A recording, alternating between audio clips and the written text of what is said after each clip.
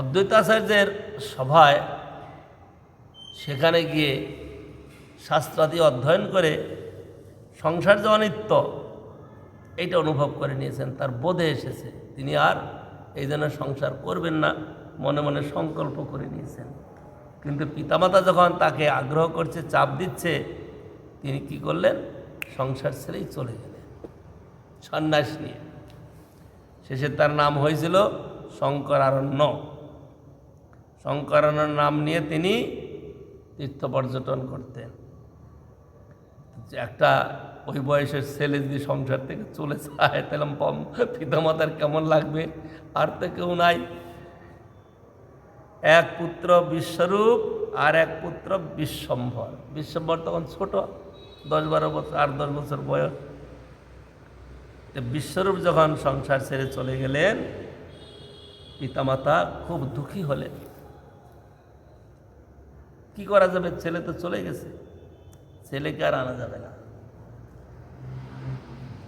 অনেক বিদ্বজ্জন, অদ্বৈতাচার্য আদি সব পণ্ডিতগণ, শ্রীভাস পণ্ডিত আদি এসে তাদের খুব সান্ত্বনা দিলেন যে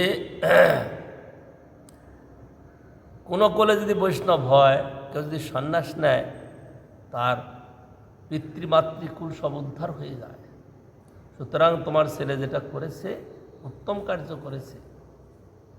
হয়তো পিতৃমাতৃ স্নেহেতে তোমাদের মনে কষ্ট হচ্ছে, কিন্তু শাস্ত্র বিচারে, ধর্ম বিচারেতে সে উত্তম কাজ করেছে, নিজের থেকে করেছে, তাকে কেউ প্রেশার দিয়ে করায়নি। সুতরাং তার যে বিবেক জেগেছে, সে যে নিজের বিবেকের সঙ্গে যে কাজটা করেছে, উত্তম কাজ করেছে। সুতরাং তার জন্য আর দুঃখ করার কোনো প্রয়োজন নাই, কারণ তার এই সন্ন্যাসের দ্বারা তার পিতৃকুল মাতৃকুল সমস্ত উদ্ধার হয়ে গেছে।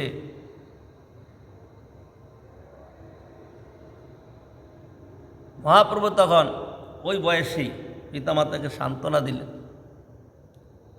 ঠিক আছে, বিশ্বরূপ চলে গেল, কি করা যাবে? বিশ্বরূপ তার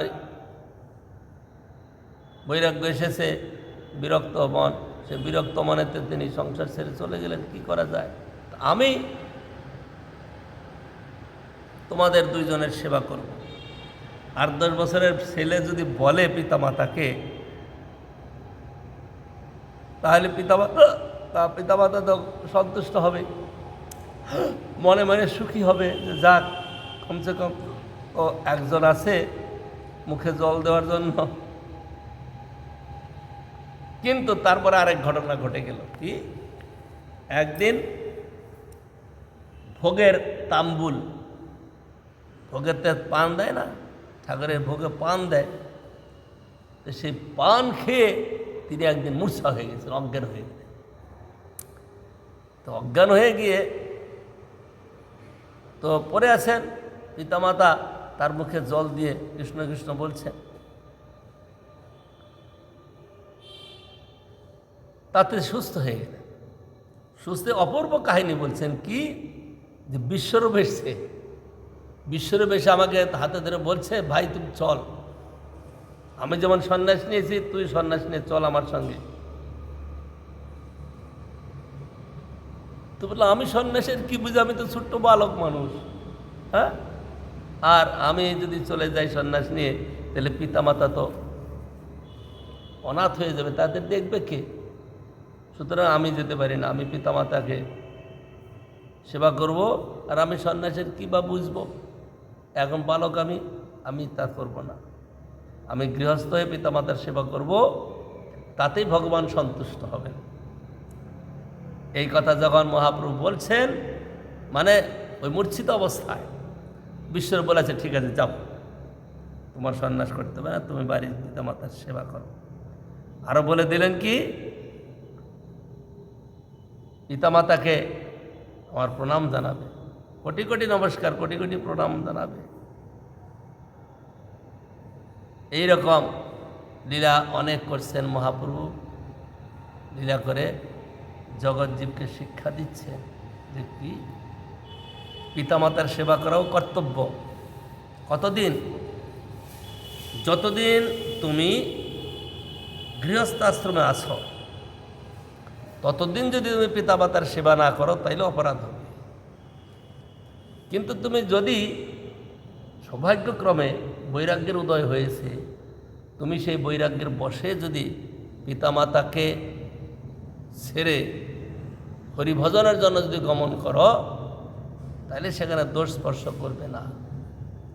কিন্তু যদি তুমি গৃহস্থালিতে আসো, পিতামাতার সেবা করছো না, তারা তোমার কাছে ভারী মনে হচ্ছে, তাইলে যে অপরাধ হবে, এই অপরাধের থেকে নিস্তার নাই। সেই জন্য সাধু সাবধান। আজকাল যুগে ওই ওই একটা কথা আছে না, যুধিষ্ঠির মহারাজের, হাতি পার হয়ে যাবে, লেজটা আটকা পড়বে। কলিযুগে লেজ আর পার পারবে না, হাতি পুরোটা পার হয়ে যাবে। কিন্তু আরে হাতিটা অত বড় একটা জন্তু পার হয়ে গেল, কোথাও ওদের পুষটা আটকা পড়বে। কিন্তু এটা একটা উপমা, দৃষ্টান্ত। দৃষ্টান্ত মানে ছেলে জন্ম হয়েছে, পিতামাতার কাছে পালন পোষণ করেছে, বড় করেছে, তাদের পিছনে কত পরিশ্রম করেছে। কিন্তু সেই পুত্র যখন বিবাহাদি করে নিজের সংসার, নিজের মতো সংসার শুরু করলো, সেখানে পিতামাতা হয়ে গেল অতিরিক্ত। এরা তার সংসারের লোক না। যত খরচপত্র তাদের পরিবারের হিসাবে আসবে, কিন্তু এদের যখন আসবে এরা অতিরিক্ত, এদের খরচ করতে তখন দ্বিধাবোধ হবে। এই বিধান আমাদের দেশে এখন চলছে বা চলবে, কলিকালের প্রভাব। কিন্তু মনে রাখতে হবে, ঘাতের বদলা প্রত্যাঘাত, এটা কিন্তু মনে রাখতে হবে। Every action has equal and opposite reaction. আজকে তুমি যে পিতামাতার স্নেহেতে, যে পিতামাতার ঔরসে গর্ভে তুমি এই পৃথিবীর মুখ দেখলে, তোমার কর্তব্য কি হবে? পিতামাতার সেবা করা। তুমি পিতামাতার সেবা করলে না, হরিভজনও করলে না, তাইলে কিন্তু ভয়ঙ্কর পরিণাম। আর যদি তুমি গৃহস্থালী ত্যাগ করে সন্ন্যাস গ্রহণ করে তুমি যদি হরিভজন করো, তাহলে সেখানে পিতামাতার সেবা যদি নাও করো তাহলে দোষ হবে না। কিন্তু তুমি সন্ন্যাসী নও, গৃহস্থের মধ্যে আসো, পিতামাতার সেবা না করে অন্যত্র অবস্থান করছো, তাহলে কিন্তু অবস্থা খুব খারাপ। সেই জন্যে মহাপ্রভু বললেন যে বিশ্বরূপ তো সন্ন্যাস নিয়ে চলে গেছেন, তার তো কোনো দায় নাই, কিন্তু আমি তো আছি, আমি সন্ন্যাস নেব না, আমি গৃহস্থ হয়ে থাকবো, আমি তোমাদের সেবা করব। পিতামাতা এই কথা শুনলে কি সন্তুষ্ট হবে না? পিতামাতা এই কথা শুনলে খুব খুশি হবে। ভালো কি করবে না করবে তো, এ তো 10 বছর, ওই বিশ্বরূপ 15 বছর, 16 বছর, 18 বছর এসে পালিয়ে চলে গেল, এও কিছু না যাবে তার ঠিক আছে, কিন্তু কথাটা শুনলে পরে মনটা একটু সন্তুষ্ট হয়, খুশি হয়। তার কিছুদিন পরে কি হলো, মহাপ্রভুর বয়স তখন 16 বছর, মানে আর 3-4 বছর পরে, 3-4 বছর পরে কি হলো, কি জগন্নাথ মিশ্রও তিনি চলে গেলেন। এর মধ্যে অনেক কথা আছে। এই জগন্নাথ মিশ্র একদিন স্বপ্ন দেখছেন রাত্রে, বিশ্বম্বর তো তখন ছোট, 10-12 বছর বয়স।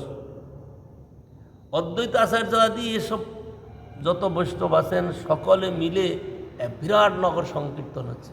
তখন বিশ্বম্বর অনেক বড় হয়েছে, আর সেই কীর্তন মণ্ডলীকে তিনি কি বলে পরিচালনা করে নিয়ে যাচ্ছেন বিশাল। এইটা স্বপ্নেতে দেখছেন।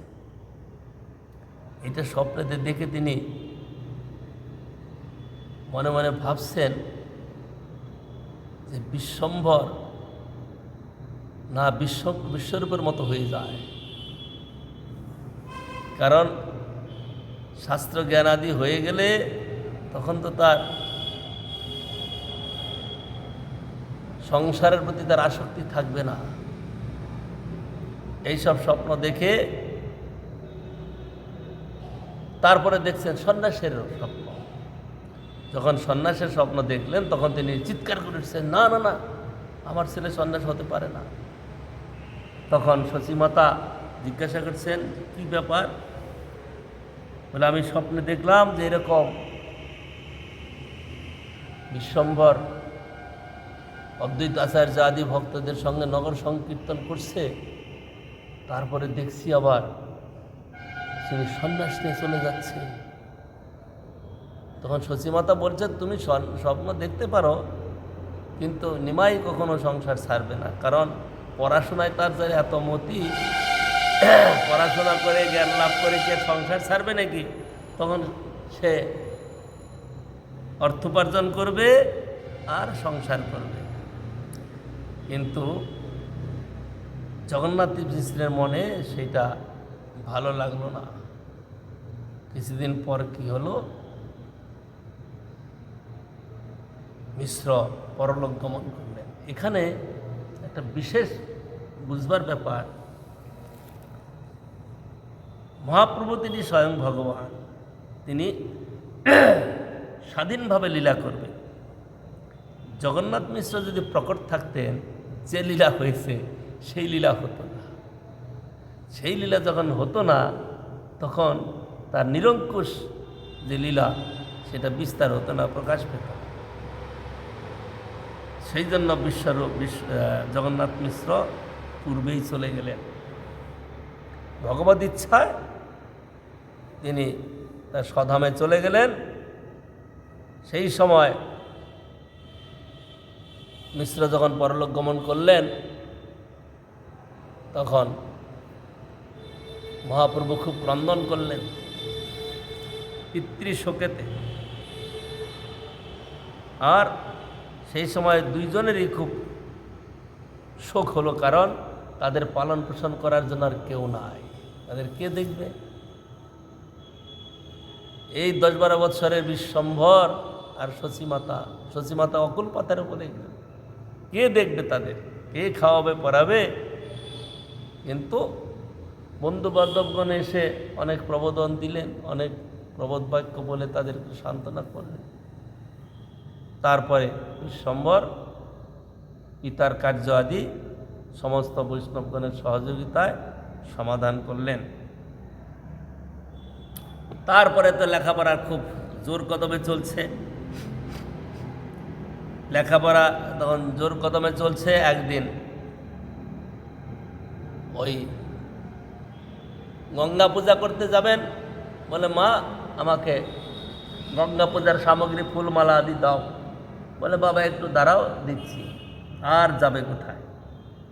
কি এখন তুমি আনতে যাবে? এখনো তুমি জুটিয়ে রাখো নাই? বাস, এত রাগ হলো যে ঘরে ঢুকে ঘরের মধ্যে যা কিছু ছিল সমস্ত নষ্ট করে দিল। সচিমাতা দূরের থেকে দেখছেন। ধর্মমূর্তি মহাপ্রভু সচিমাতাকে কিছু বললেন না। তখন তার হাতে একটা লাঠি দিয়ে সব ভাঙছেন, কিন্তু সচিমাতার গায়ে হাত দিলেন না বা তাকে কিছু বললেন না। এই লীলা কথা আমরা আগেও শুনছিলাম, কিন্তু আজকে একটু আলোচনা হল। সেই অবস্থায় মহাপ্রভু সমস্ত কিছু নষ্ট করে দিয়ে যে লাঠি ঘরের উপরে বাড়ছে, এত ক্রোধ হয়েছে। যখন আমি বিদেশে গিয়েছিলাম, ওখানে যে ভক্তটা, তাকে চৈতন্য ভাগবত একখানা দিয়েছি হিন্দিতে, তিনি পড়েছেন, পরে বলছেন महाप्रभु आसमान में बहुत नटखट करते थे। क्यों? देखिए ये शची माता को कितना उत्पात करते थे। बोले ये तो कि बोले बात्सल्य रसेर प्रकाश। पुत्र যদি চুপচাপ বসে থাকে তাহলে পিতামাতার অতটা উৎসাহ হবে না, একটু ভাঙবে চুরবে দৌড়াদৌড়ি করবে, তবে পিতামাতার আনন্দ। এতে সে যে বেশি নটকট করে ক্ষতি করেছে, মায়েকে কষ্ট দিয়েছে তা নয়। তো সেই ভক্তের ওই ভক্তের মনে এরকম একটা ভাবনা পড়েছে গ্রন্থ, তার ওই লীলা কথাটাই মনে আছে যে বাৎসল্য রসে মহাপ্রভু যখন একদিন ভেঙে গেছিল, সব একাকার করে দিলেন, বলে বহুত नुकसान किया, बहुत नुकसान करने से भी शची माता को उतना दुख नहीं हुआ, क्योंकि पितृहीन बालक, একই বালক, তার পিতা নাই। এখন তাকে যদি কিছু বলি সে তার মনে খুব কষ্ট হবে, সেই জন্য শচী মাতাও সহ্য করে গেলেন, কিচ্ছু বললেন না। বললেন বাবা তুমি যে এরকম করলে, কখন বললেন এ কথাটা? স্নান টান করে এসে তারপরে যখন খেয়ে দিয়ে শান্ত হয়েছেন তখন বলছেন বাবা তুমি যে এত কিছু করলে, কালকে খাবে কি? কিছু তো নাই ঘরে। কৃষ্ণ প্রশ্ন করিবে পালন, তার মানে ভক্ত সর্বদা ভগবানের উপর নির্ভর করে চলবে। তাই বলে নিজের চেষ্টাকে বন্ধ করবে না, স্থগিত করে দেবে না, কিন্তু ভগবান পালন পোষণ করবেন, এটাতে তার দৃঢ় বিশ্বাস থাকবে। এইটা হলো ভক্তের লক্ষণ। মহাপ্রভু এইসব শিক্ষা তিনি দিয়েছেন। তারপরে তিনি গৃহস্থ হলেন, লক্ষ্মী দেবীকে পরিণয় করলেন, সেখানে অনেক লীলা কথা আছে। তারপরে বঙ্গদেশ বিজয়ে গেলেন, বঙ্গদেশ বিজয় করে যখন সেখানে গিয়েছেন, এদিকে লক্ষ্মী দেবী তিনি ইহজগৎ ত্যাগ করলেন। যখন মহাপ্রভু গৃহে ফিরে এসছেন, মায়ের শোক দুঃখ তিনি অন্তর্যামী, তিনি জানেন যে এদিকে লক্ষ্মী দেবী দেহত্যাগ করেছে, মায়ের খুব মনোকষ্ট হচ্ছে। তিনি যখন চলে আসলেন, বঙ্গদেশের থেকে যা যা পেয়েছিলেন, বঙ্গদেশে গিয়ে অনেক জিনিসপত্র পেয়েছিলেন,